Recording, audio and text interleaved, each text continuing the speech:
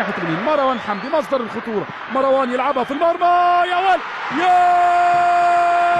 ولد مروان حمدي، الدكتور يسجل، دكتور مروان. الاهداف دي ماركت نادي الاسماعيلي، الاهداف الاوروبيه البرازيليه دي ما تجيش غير من نادي الاسماعيلي. دي كلمه حق، يعني دي كلمه حق تتقال، بغض النظر عن ان مروان حمدي اللي جاب الجول دلوقتي دوت. الجماهير الاسماعيلي ساعات بتهاجمه كتير جدا الفترات اللي فاتت، لكن الجول حلو وحلو قوي. الاغرب بقى من كل ده لما كتير مننا منهم انا عرفت ان هو دكتور، ودي كانت مفاجاه بالنسبه لي، لان قليل جدا لما تلاقي لعيب مصري بيبقى دكتور او مهندس او ضابط او حاجه من اللي هم اولاد الناس المتعلمين اللي هم عرفوا يوفقوا ما بين الدراسه والكوره. لان احنا عندنا ثقافه في مصر يا الكوره يا الدراسه، وفي اغلب الحالات بتبقى الكوره. يعني اعتقد ان ده اللي لازم نعلمه للاطفال الصغيرين او البراعم اللي لسه بتلعب كوره او لسه عايزه تلعب كوره، هو نعرفهم ازاي يجمعوا ما بين الدراسه وان هو عايز يحقق حلمه في الموهبه بتاعته. بامانه شابوه كابتن مروان.